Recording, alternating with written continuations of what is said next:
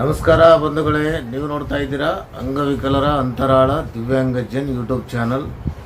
ಇಲ್ಲಿವರೆಗೂ ಯಾರಾದರೂ ಸಬ್ಸ್ಕ್ರೈಬ್ ಆಗದೇ ಹಾಗೆ ನೋಡ್ತಾ ಇದ್ದರೆ ದಯವಿಟ್ಟು ಚಾನಲ್ ಸಬ್ಸ್ಕ್ರೈಬ್ ಆಗಿ, ಶೇರ್ ಮಾಡಿ, ಲೈಕ್ ಮಾಡಿ, ಅಭಿಪ್ರಾಯ ಕಮೆಂಟ್ ಬಾಕ್ಸಲ್ಲಿ ತಿಳಿಸಿ. ಬೆಲ್ ಐಕಾನ್ ಒತ್ತೋದನ್ನು ತಪ್ಪದೇ ಮರೆಯಬೇಡಿ. ಪಕ್ಕದಲ್ಲಿರುವ ಆಲ್ ಬಟನ್ ಪ್ರೆಸ್ ಮಾಡೋದ್ರ ಮೂಲಕ ಪ್ರತಿದಿನ ಹೊಸ ವರದಿಗಳ ವಿಡಿಯೋಗಳನ್ನು ನೋಡ್ಬೋದು. ಹಾಗೆ ಲೈಕ್ ಬಟನ್ ಪ್ರೆಸ್ ಮಾಡಿದ ತಕ್ಷಣ ಒಂದು ಹೈ ಬಟನ್ ಬರ್ತಾ ಇದೆ, ಅದನ್ನು ಪ್ರೆಸ್ ಮಾಡಿದ್ರೆ ಚಾನಲ್ಗೆ ಸ್ವಲ್ಪ ಪ್ರೋತ್ಸಾಹ ಮಾಡಿದಂಗೆ. ದಯವಿಟ್ಟು ಹೈ ಬಟನ್ ಪ್ರೆಸ್ ಮಾಡಿ ಅಂತ ಕೇಳ್ಕೊಂಡು ಇವತ್ತು ಒಂದು ವರದಿ ತಮ್ಮ ಜೊತೆಗೆ ಹಂಚ್ಕೋತಾ ಇದ್ದೀನಿ. ಒಂದು ಕಡೆ ನಾವು ಈಗಾಗಲೇ ಈ ಒಂದು ಮಾಶಾಸನದ ಬಗ್ಗೆ ಸುಮಾರು ವರದಿಗಳನ್ನು ಮಾಡ್ತಾ ಬರ್ತಾ ಇದ್ದೀವಿ. ಮೊನ್ನೆ ಒಂದು 2 ದಿನದ ಹಿಂದುಗಡೆ ಒಂದು ವರದಿ ಮಾಡಿದ್ದೆವು. ಅಂದರೆ ಈ 32,000 ಏನು ನಿಗದಿ ಮಾಡಿದಲ್ಲ ಇಲಾಖೆ, ಒಂದು ಆದೇಶ ಇದೆಲ್ಲ, ಆ ಆದೇಶದಲ್ಲಿ ಮಾನದಂಡಗಳು ಏನು ಅಂತಕ್ಕಂಥ ವಿಚಾರ ಒಂದು ವರದಿ ಮಾಡಿದಾಗ ಸುಮಾರು ವೀಕ್ಷಕರು ನಮ್ಮ ಚಾನಲ್ಗೆ ಕಮೆಂಟ್ ಮಾಡಿ ಕೆಲವೊಂದು ವಿಚಾರಗಳನ್ನು ಕೇಳಿದ್ದಾರೆ. ಕೆಲವೊಂದು ಕಮೆಂಟ್ಗಳಲ್ಲಿ ಅವರ ಅಭಿಪ್ರಾಯ ತಿಳಿಸಿದ್ದಾರೆ. ಆದರೆ ಕೆಲವು ಕಮೆಂಟ್ಗಳನ್ನು ಎತ್ಕೊಂಡು ಆ ವಿಷಯಕ್ಕೆ ಸಂಬಂಧಪಟ್ಟಂತೆ ಒಂದು ವರದಿ ಮಾಡಬೇಕು ಅಂತೇಳಿ ಇವತ್ತು ನಾನು ವರದಿ ಮಾಡ್ತಾಯಿದ್ದೀನಿ. ಅಂತಂದರೆ ಅಲ್ಲಿ 32,000 ನಿಗದಿ ಮಾಡಿರುವ ಆದೇಶಕ್ಕೆ ಮಾನದಂಡಗಳು ಏನು ಅಂತಕ್ಕಂಥ ಪ್ರಶ್ನೆ ಮಾಡಿ ಒಂದು ವಿಡಿಯೋ ಮಾಡಿದ್ದೇವಲ್ಲ, ಆವಾಗ ಸುಮಾರು ಜನ ಏನು ಕೇಳಿದರು ಅಂದರೆ, ಈ 32,000 ಆದೇಶ ಮಾಡಿರುವ ಬಗ್ಗೆ ಮಾಹಿತಿ ಈ ಒಂದು ವಿಡಿಯೋಲ್ಲಿ, ಈ ವರದಿಯಲ್ಲಿ ತೋರಿಸಿಲ್ಲ, ಆ ಆದೇಶ ಪ್ರತಿಯನ್ನು ಹಾಕಿಲ್ಲ ಅನ್ನೋ ವಿಚಾರ, ಅಥವಾ ಆದೇಶ ಪ್ರತಿ ಇಲ್ಲದೇ ಹೇಳೋದ್ರಿಂದ ತಪ್ಪಾಗ್ತದೆ ಅಂತ ಹೇಳಿದರು. ಬಟ್ ಅವ್ರಿಗೆ ನಾನು ತಿಳಿಸಿದೆ, ಈ ಮೊದಲು ಸುಮಾರು ದಿನಗಳ ಹಿಂದೆ ಆ ಆದೇಶ ಪ್ರತಿ ಹಾಕಿ ನಾನು ವರದಿ ಮಾಡಿದ್ದೆ. ಅದು ಅವ್ರು ಗಮನಿಸಲಿಕ್ಕಿಲ್ಲ. ಅಂದರೆ ನಮ್ಮ ಚಾನಲ್ ಸಬ್ಸ್ಕ್ರೈಬ್ ಆಗಿ ಆಲ್ ಬಟನ್ ಪ್ರೆಸ್ ಮಾಡಿದ್ರೆ ಈಗಾಗಲೇ ಮಾಡಿರುವ ವರದಿಯಲ್ಲಿ ಈ ಒಂದು 32,000 ಆದಾಯ ಮಿತಿಯನ್ನು ನಿಗದಿಪಡಿಸಿರುವ ಆದೇಶ ಪ್ರತಿ ಹಾಕದೇ ಇರೋ ಕಾರಣ ಏನಂತಂದರೆ, ಪದೇ ಹಾಕಬಾರ್ದು ಮತ್ತು ಅದನ್ನು ಅವಶ್ಯಕತೆ ಇಲ್ಲ ಅನ್ನೋ ವಿಚಾರ ಇಟ್ಕೊಂಡು ನಾನು ಅದು ಹಾಕಲಿಲ್ಲ. ಬಟ್ ಇವತ್ತು ಈ ವರದಿಯಲ್ಲಿ ರಾಜ್ಯದ ಎಲ್ಲ ವಿಶೇಷಚೇತನರಿಗೆ ಆ ಒಂದು ಆದೇಶದ ಪ್ರತಿಯನ್ನು ನಮ್ಮ ಪರದೆಯ ಮೇಲೆ ತೋರಿಸ್ತಾ ಹೋಗ್ತೀವಿ. ಅದನ್ನು ನಾನು ಈ ಒಂದು ವರದಿಯ ವಿಷಯವನ್ನು ತಮ್ಮ ಗಮನಕ್ಕೆ ತರ್ತಾ ಹೋಗ್ತಾ ಇದ್ದೀನಿ. ತಾವೆಲ್ಲ ಗಮನಿಸ್ಬೇಕು. ಕರ್ನಾಟಕ ಸರ್ಕಾರದ ನಡಾವಳಿಗಳು ವಿಷಯ ಏನಿದೆ ಅಂತಂದರೆ, ಸಾಮಾಜಿಕ ಭದ್ರತಾ ಯೋಜನೆಗಳಿಗೆ ಸಂಬಂಧಿಸಿದಂತೆ ಆದಾಯ ಮಿತಿಯನ್ನು ನಿಗದಿಪಡಿಸುವ ಕುರಿತು ಅಂತ ಈ ವಿಷಯ ಇದೆ.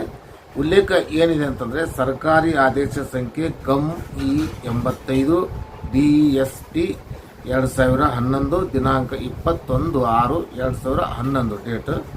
ಮತ್ತು ಎರಡನೇ ಉಲ್ಲೇಖ ಏನಿದೆ ಅಂದರೆ, ದಿನಾಂಕ 25/11/2020 ಮಾನ್ಯ ಕಂದಾಯ ಸಚಿವರ ಅಧ್ಯಕ್ಷತೆಯಲ್ಲಿ ನಡೆದ ಸಭೆಯ ಈ ನಡಾವಳಿ ಇದೆ.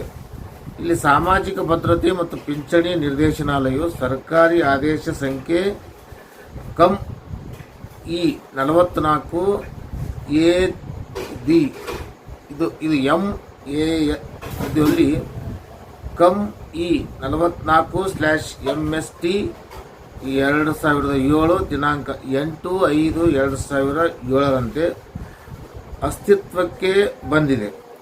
ನಿರ್ದೇಶನಾಲಯದ ಮುಖ್ಯ ಉದ್ದೇಶ ಸಾಮಾಜಿಕ ಭದ್ರತೆಗಳಿಗೆ ಸಂಬಂಧಪಟ್ಟ ಎಲ್ಲ ಯೋಜನೆಗಳನ್ನು ಅನುಷ್ಠಾನಗೊಳಿಸಿ ಕಾಲಕಾಲಕ್ಕೆ ತಕ್ಕಂತೆ ಪರಿಣಾಮಕಾರಿಯಾಗಿ ಕೆಲಸ ಕಾರ್ಯಗಳನ್ನು ನಿರ್ವಹಿಸುವುದಾಗಿರುತ್ತದೆ. ಇನ್ನು ಸದರಿ ಯೋಜನೆಯನ್ನು ಉತ್ತಮ ರೀತಿಯಲ್ಲಿ ಜಾರಿಗೆ ತರಲು ಸಾಮಾಜಿಕ ಭದ್ರತೆ ಮತ್ತು ಪಿಂಚಣಿಗಳ ನಿರ್ದೇಶನಾಲಯವನ್ನು ಕಂದಾಯ ಇಲಾಖೆಯಡಿ ಸೃಜಿಸಲಾಗಿದೆ. ಇಲ್ಲಿ ಕರ್ನಾಟಕ ಸರ್ಕಾರವು ಅಸಹಾಯಕತೆ ಮತ್ತು ಈ ಅಶಕ್ತ ವ್ಯಕ್ತಿಗಳಿಗಾಗಿ ಹಾಗೂ ನಿರ್ಗತಿಕ ವಿಧವೆಯರಿಗೆ ಮತ್ತು ಅಂಗವಿಕಲರಿಗೆ ಅನೇಕ ಸಾಮಾಜಿಕ ಭದ್ರತಾ ಯೋಜನೆಗಳನ್ನು ಕಂದಾಯ ಇಲಾಖೆ ಮೂಲಕ ಕಾರ್ಯಗತಗೊಳಿಸುತ್ತಿದೆ. ತಾಲೂಕು ಮಟ್ಟದಲ್ಲಿ ತಹಶೀಲ್ದಾರರು, ನೋಡಿ ಮೊದಲು ನಾವು ತಿಳ್ಕೋಬೇಕು, ತಾಲೂಕು ಮಟ್ಟದಲ್ಲಿ ತಹಶೀಲ್ದಾರರು ಈ ಯೋಜನೆಗಳಿಗೆ ಮಂಜೂರಾತಿ ಪ್ರಾಧಿಕಾರಿಗಳಾಗಿರ್ತಾರೆ. ಅಂದರೆ ನಾವು ಹೇಳ್ತೀವಿ, ತಹಶೀಲ್ದಾರೇ ಇದಕ್ಕೆ ಮಂಜೂರು ಮಾಡ್ತಕ್ಕಂಥ ಅಧಿಕಾರ ಹೊಂದಿರುವಂಥ ಪ್ರಾಧಿಕಾರಿಗಳಾಗಿರ್ತಾರೆ. ಇನ್ನು ಸಾಮಾಜಿಕ ಭದ್ರತೆ ಮತ್ತು ಪಿಂಚಣಿಗಳ ನಿರ್ದೇಶನಾಲಯದಿಂದ ಒಂದನೇದು ಇಂದಿರಾ ಗಾಂಧಿ ರಾಷ್ಟ್ರೀಯ ವೃದ್ಧಾಪ್ಯ ವೇತನ, ಎರಡನೇದು ವಿಧವಾ ವೇತನ ಪಿಂಚಣಿ ಯೋಜನೆ, ಇನ್ನು ಮೂರನೇದು ವಿಕಲಾಂಗ ಪಿಂಚಣಿ ಯೋಜನೆ, ನಾಲ್ಕನೇದು ಸಂಧ್ಯಾ ಸುರಕ್ಷಾ ಯೋಜನೆ, ಐದನೇದು ಆದರ್ಶ ವಿವಾಹ ಯೋಜನೆ, ಆರನೇದು ರಾಷ್ಟ್ರೀಯ ಕುಟುಂಬ ನೆರವು ಯೋಜನೆ, ಏಳನೇದು ಅಂತ್ಯ ಸಂಸ್ಕಾರ ಸಹಾಯಧನ ಯೋಜನೆ, ಎಂಟನೇದು ಆಮ್ ಆದ್ಮಿ ಭೀಮಾ ಯೋಜನೆ, ಇನ್ನು 9ನೇದು ಮನಸ್ವಿನಿ ಯೋಜನೆ, 10ನೇದು ಮೈತ್ರಿ ಯೋಜನೆ, ಇನ್ನು 11ನೇದು ಸಾಲದ ಬಾಧೆಯಿಂದ ಆತ್ಮಹತ್ಯೆ ಮಾಡಿಕೊಂಡ ರೈತ ಪತ್ನಿಗೆ ವಿಧವಾ ವೇತನ, ಇನ್ನು 12ನೇದು ಆಸಿಡ್ ದಾಳಿಗೆ ಒಳಗಾದ ಮಹಿಳೆಯರಿಗೆ ಪಿಂಚಣಿ ಯೋಜನೆ ಮತ್ತು 13ನೇದಾಗಿ ಎಂಡೋಸಲ್ಫಾನ್ ಸಂತ್ರಸ್ತರಿಗೆ ಮಾಸಿಕ ಪಿಂಚಣಿ ಯೋಜನೆಗಳನ್ನು ಅನುಷ್ಠಾನಗೊಳಿಸಲಾಗುತ್ತಿದೆ. ಒಟ್ಟು 13 ಯೋಜನೆಗಳೇ ಈ ಸಾಮಾಜಿಕ ಭದ್ರತಾ ಯೋಜನೆಯಲ್ಲಿ ಬರ್ತವೆ. ಇಲ್ಲಿ ಮೇಲೆ ತಿಳಿಸಲಾದ ಯೋಜನೆಗಳ ಪೈಕಿ ಕ್ರಮ ಸಂಖ್ಯೆ 11 ಮತ್ತು 12, 13 ಅಂದರೆ ಇಲ್ಲಿ ನಾವು ಗಮನಿಸಬೇಕಾಗಿದ್ದು 11ನೇದು ಅಂದರೆ ಸಾಲದ ಬಾಧೆಯಿಂದ ಆತ್ಮಹತ್ಯೆ ಮಾಡಿಕೊಂಡ ರೈತ ಪತ್ನಿಗೆ ವಿಧವಾ ವೇತನ, ಇನ್ನು 12ನೇದು ಆಸಿಡ್ ದಾಳಿಗೆ ಒಳಗಾದ ಮಹಿಳೆಯರಿಗೆ ಪಿಂಚಣಿ ಯೋಜನೆ, ಇನ್ನು 13ರಲ್ಲಿ ಎಂಡೋಸಲ್ಫಾನ್. ಈ ಯೋಜನೆಗಳನ್ನು ಹೊರತುಪಡಿಸಿ ಉಳಿದ ಎಲ್ಲ ಯೋಜನೆಗಳಡಿ ಬಡತನ ರೇಖೆಗಿಂತ ಕೆಳಗಿರುವ ಫಲಾನುಭವಿಗಳಿಗೆ ಸೌಲಭ್ಯವನ್ನು ಒದಗಿಸಲಾಗುತ್ತಿದೆ. ಇಲ್ಲಿ ಮೇಲೆ ಓದಲಾದ 1ರ ಸರ್ಕಾರಿ ಆದೇಶದಲ್ಲಿ ಆದಾಯ ಮಿತಿಯನ್ನು ಪರಿಷ್ಕರಿಸಿ ಗ್ರಾಮೀಣ ಪ್ರದೇಶದಲ್ಲಿ 12,000 ಮತ್ತು ನಗರ ಪ್ರದೇಶದಲ್ಲಿ 17,000ಗಳಿಗೆ ಹೆಚ್ಚಿಸಿ ನಿಗದಿಪಡಿಸಲಾಗಿದೆ. ಮೊದಲ ಉಲ್ಲೇಖ 1ರಲ್ಲಿ.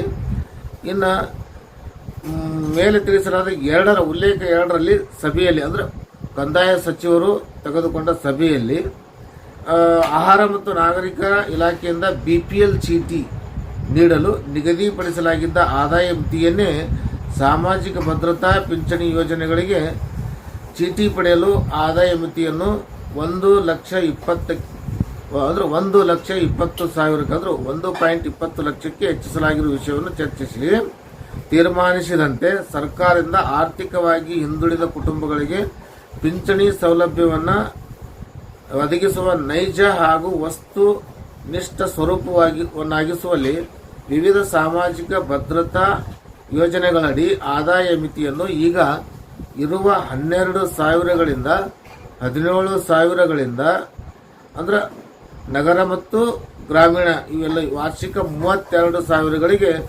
ನಿಗದಿಪಡಿಸಬಹುದಾದ ವಿಷಯವನ್ನು ಕೂಲಂಕಷವಾಗಿ ಪರಿಶೀಲಿಸಿ ಈ ಕೆಳಕಂಡಂತೆ ಆದೇಶ ಮಾಡಲಾಗಿದೆ. ಇಲ್ಲಿ ನಾವು ಗಮನಿಸಬೇಕು. ಇನ್ನು ಸರ್ಕಾರಿ ಆದೇಶ ಸಂಖ್ಯೆ DSSP MISC 5/2020 ಬೆಂಗಳೂರು ದಿನಾಂಕ 10ನೇ ಫೆಬ್ರವರಿ 2021ರಲ್ಲಿ ಆದೇಶ ಆಗಿದೆ. ಇಲ್ಲಿ ಮೇಲೆ ಪ್ರಸ್ತಾವನೆಯಲ್ಲಿ ವಿವರಿಸಿರುವಂತೆ ಸಾಮಾಜಿಕ ಭದ್ರತೆ ಮತ್ತು ಪಿಂಚಣಿ ನಿರ್ದೇಶನಾಲಯದಿಂದ ಜಾರಿಗೊಳಿಸುತ್ತಿರುವ ಮಾಸಿಕ ಯೋಜನೆಗಳಾದ ಇಂದಿರಾ ಗಾಂಧಿ ರಾಷ್ಟ್ರೀಯ ವೃದ್ಧಾಪ್ಯ ವೇತನ ಮತ್ತು ವಿಧವಾ ವೇತನ ಪಿಂಚಣಿ ಯೋಜನೆ ಮತ್ತು ವಿಕಲಾಂಗ ಪಿಂಚಣಿ ಯೋಜನೆ, 4ನೇದು ಸಂಧ್ಯಾ ಸುರಕ್ಷಾ ಯೋಜನೆ, 5ನೇದು ಮನಸ್ವಿನಿ ಯೋಜನೆ, 6ನೇದು ಮೈತ್ರಿ ಯೋಜನೆ ಹಾಗೂ 1 ಬಾರಿ ಸೌಲಭ್ಯ ನೀಡುವ ಯೋಜನೆಗಳಾದ ರಾಷ್ಟ್ರೀಯ ಕುಟುಂಬ ನೆರವು ಯೋಜನೆ ಮತ್ತು ಅಂತ್ಯ ಸಂಸ್ಕಾರ ಸಹಾಯಧನ ಯೋಜನೆಗಳಿಗೆ ಆದಾಯ ಮಿತಿಯನ್ನು ವಾರ್ಷಿಕ ರೂಪಾಯಿ 32,000ಗಳಿಗೆ ಹೆಚ್ಚಿಸಿ ಆದೇಶಿಸಿದೆ.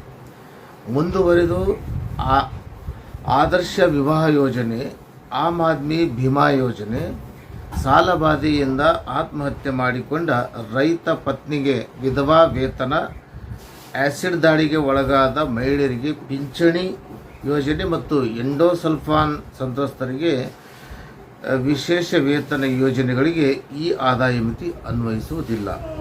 ಈ ಆದೇಶವನ್ನು ಆರ್ಥಿಕ ಇಲಾಖೆಯ ಟಿಪ್ಪಣಿ ಸಂಖ್ಯೆ FD 505 ವೆಚ್ಚ 7/2020 ದಿನಾಂಕ 6/11/2021ರಲ್ಲಿ ನೀಡಿರುವ ಸಹಮತಿಯ ಮೇರೆಗೆ ಹೊರಡಿಸಿದೆ. ಈ ಆದೇಶವನ್ನು ಯಾರು ಹೊರಡಿಸಿದ್ದಾರೆ ಅಂತಂದರೆ ಕರ್ನಾಟಕ ರಾಜ್ಯಪಾಲರ ಆಜ್ಞಾನುಸಾರ ಮತ್ತು ಅವರ ಹೆಸರಿನಲ್ಲಿ ಜಯಲಕ್ಷ್ಮಿ ಮೇಡಮ್ ಅವರು, ಸರ್ಕಾರದ ಉಪಕಾರ್ಯದರ್ಶಿಗಳು, ಕಂದಾಯ ಇಲಾಖೆ ಸೇವೆಗಳು 3 KAT ಬಾನಿ ಭೂ ಸೋಕೋ ಮತ್ತು ಸಾಮಾಜಿಕ ಭದ್ರತಾ ಮತ್ತು ಪಿಂಚಣಿ ಯೋಜನೆ.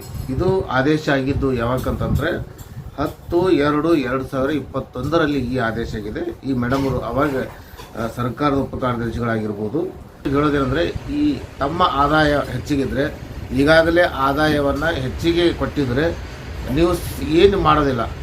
ದಯವಿಟ್ಟು ಯಾರೂ ಕನ್ಫ್ಯೂಸ್ ಆಗಿಬಿಡ್ರಿ, ಗೊಂದಲಕ್ಕೀಡಾಗಿಬಿಡ್ರಿ. ನಿಮ್ಮ ಆದಾಯವನ್ನು ತಿದ್ದುಪಡಿ ಮಾಡಿಕೊಳ್ಳಲು ಸಮೀಪದ ನೆಮ್ಮದಿ ಕೇಂದ್ರಕ್ಕೆ ಹೋಗ್ರಿ. ನೆಮ್ಮದಿ ಕೇಂದ್ರಕ್ಕೆ ಹೋದ ತಕ್ಷಣ ಅಲ್ಲಿ ಆದಾಯ ತಿದ್ದುಪಡಿ ಮಾಡಿಕೊಡಿ ಅಂತ ಹೇಳ್ಬೇಕು. ಅವ್ರಿಗೆ ಹೇಳಬೇಕು ಏನಂತಂದ್ರೆ ಪೆನ್ಷನ್ ಸಲುವಾಗಿ ನನ್ನ ಪೆನ್ಷನ್ ಸ್ಥಗಿತ ಆಗಿದೆ, ನನ್ನ ಆದಾಯ ಹೆಚ್ಚಿಗೆ ಬರೆದು ಕೊಟ್ಟಾರೆ, ಇದನ್ನು ತಿದ್ದುಪಡಿ ಮಾಡಿಕೊಡಿ, ಕರೆಕ್ಷನ್ ಮಾಡಿಕೊಡಿ ಅಂತ ಹೇಳಿದ್ರೆ ತತ್ಕ್ಷಣ ಅದನ್ನು ಆನ್ಲೈನಲ್ಲಿ ಹಾಕ್ತಾರೆ. ಹಾಕಿದ ಮೇಲೆ ಒಂದು 2-3 ದಿವಸ ಬಿಟ್ಟು ಕೊಡ್ತಾರೆ. ಯಾಕಂದ್ರೆ ನಾನು ಹಾಕಿದ್ದೀನಿ, ಕರೆಕ್ಷನ್ಗೆ ಹಾಕಿದ್ದೀನಿ, ಇನ್ನೇನು 2-3 ದಿನದಾಗ ಬರ್ತದೆ. ಹಾಗಾಗಿ ಅದು ಬಂದ ತಕ್ಷಣ ಏನು ಮಾಡೋದಿಲ್ಲ, ಅದೊಂದು ಜಿರಾಕ್ಸ್ ಹಚ್ಚಿ ಮತ್ತು ಆರ್ಡರ್ ಕಾಪಿ ಜಿರಾಕ್ಸ್ ಹಚ್ಚಿ ಮತ್ತು ಬ್ಯಾಂಕ್ ಪಾಸ್ಬುಕ್ ಜಿರಾಕ್ಸ್ ಹಚ್ಚಿ ಜೊತೆಗೆ ಆಧಾರ್ ಕಾರ್ಡ್ ಜಿರಾಕ್ಸ್ ಹಚ್ಚಿ ಈ ಎಲ್ಲ ಒಂದೊಂದು ಪ್ರತಿಗಳನ್ನು ಹಂಚಿ ಅದಕ್ಕೊಂದು ಕವರಿಂಗ್ ಲೆಟ್ರ್ ಕೈಲೇ ಬರಿಬೋದು ಅಥವಾ ಟೈಪ್ ಮಾಡಿಸಿ, ಏನಿಲ್ಲ ಮಾನ್ಯ ತಹಶೀಲ್ದಾರರು, ತಾಲೂಕು ದಂಡಾಧಿಕಾರಿಗಳು, ತಾಲೂಕು ಡ್ಯಾಶ್ ಇಟ್ಟು ಮಾನ್ಯರೇ, ವಿಷಯ ಏನಂತಂದರೆ ಸ್ಥಗಿತಗೊಳಿಸಿದ ನನ್ನ ಮಾಶಾಸನವನ್ನು ಮುಂದುವರಿಸುವ ಕುರಿತು ಅಂತೇಳಿ ವಿಷಯ ಬರೆದು ಈ ಕೆಳಗಡೆ ಏನಂತಂದರೆ ಮೇಲ್ಕಂಡ ವಿಷಯಕ್ಕೆ ಸಂಬಂಧಿಸಿದಂತೆ ಈ ಒಂದು ಗ್ರಾಮದವರಾಗಿ ತಮ್ಮ ತಾಲೂಕಿನ ಗ್ರಾಮದವರಾಗಿದ್ದು ನಾನು ವಿಶೇಷವಾಗಿ ಅಂಗವಿಕಲನಾಗಿದ್ದು ನನ್ನ ಅಂಗವಿಕಲತೆ ಪ್ರಮಾಣ ಇಷ್ಟಿದ್ದು ನನ್ನ UDID ಕಾರ್ಡ್ ಅಂಗವಿಕಲತೆ ಗುರುತಿನ ಚೀಟಿಯ ಸಂಖ್ಯೆ ಇದಾಗಿದ್ದು ನನಗೆ ಮಾಶಾಸನ ಸ್ಥಗಿತಗೊಂಡಿದ್ದ ಕಾರಣ ಏನಂತಂದರೆ 32,000 ಒಳಗಡೆ ಆದಾಯ ಮಿತಿ ಇಲ್ಲದೇ ಇರುವುದಕ್ಕಾಗಿ ನನಗೆ ಹೆಚ್ಚಿನ ಆದಾಯ ಬರೆದು ಕೊಟ್ಟಿದ್ದಕ್ಕಾಗಿ ಅದನ್ನು ತಿದ್ದುಪಡಿ ಮಾಡಿಸಿ ತಮಗೆ ಸಲ್ಲಿಸ್ತಾ ಇದ್ದೀನಿ. ನನ್ನ ಮಾಶಾಸನವನ್ನು ಮುಂದುವರಿಸಿ ಅಂತೇಳಿ ಬರೆದು ಸ್ಥಗಿತಗೊಂಡಿರುವ ನನ್ನ ಮಾಶಾಸನವನ್ನು ಮುಂದುವರಿಸಲು ಕೋರುತ್ತೇನೆ ಅಂತ ಕೇಳಿಕೊಂಡು ಈ ಕೆಳಗಡೆ ಏನದ ಏನೇನು ಹಚ್ಚಿರಿ ಅನ್ನೋದನ್ನು ಬರೀಬೇಕು. ಅಡಕಗಳು ಅಂತ ಬಾಜು ಬರೆದು ಏನೇನೆಂದರೆ bank passbook, UDID card, Aadhaar card ಮತ್ತು ತಿದ್ದುಪಡಿ ಮಾಡಿದ ಆದಾಯ ಸರ್ಟಿಫಿಕೇಟು ಮತ್ತು ಅದು ಆದೇಶ ಪ್ರತಿ, ಮಂಜೂರಾತಿ ಆದೇಶ ಪ್ರತಿ ಇವೆಲ್ಲ ಹಚ್ಚಿ ಇಂತಿ ನಿಮ್ಮ ವಿಶ್ವಾಸಿ ಅಂತ ಬರೆದು ಸಹಿ ಮಾಡಿ ಮೊಬೈಲ್ ನಂಬರ್ ಹಾಕಿ ಕೊಟ್ಟರೆ ಅದು ತಹಶೀಲ್ದಾರರು ಅದನ್ನು ಸರಿಪಡಿಸಿ ನಿಮಗೆ ಮಾಶಾಸನ ಬರುವಾಗ ಮಾಡ್ತಾರೆ. ಇನ್ನೂ ಕೆಲವೊಂದು ಕಡೆ ಏನು ಹೇಳ್ತಾರೆ ಅಂದರೆ ಈ ಆದಾಯ ತಿದ್ದುಪಡಿ ಮಾಡಿದ ತಕ್ಷಣ ಆಟೋಮೆಟಿಕ್ ಆಗಿ ಬರ್ತದೆ ಅಂತಕ್ಕಂಥ ವಿಚಾರದ, ಅದು ಆಟೋಮೆಟಿಕ್ ಆಗಿ ಬರ್ಲಿಕ್ಕೆ ಅದಲ್ಲ. ಅದು 30ನೇ ತಾರೀಕುವರೆಗೆ ಇದು ಗಡುವು ಕೊಟ್ಟಿದ್ದಾರೆ. ಅದರೊಳಗಡೆ ತಾವೆಲ್ಲ ಕರೆಕ್ಷನ್ ಮಾಡಿ ತಮ್ಮ ತಹಶೀಲ್ದಾರಿಗೆ ಕೊಡಬೇಕಂತ ಕೇಳ್ಕೊಂಡು ಈ ಒಂದು ವರದಿಯನ್ನು ಮುಗಿಸ್ತಾ ಇದ್ದೀನಿ. ನಮಸ್ಕಾರ, ಧನ್ಯವಾದಗಳು.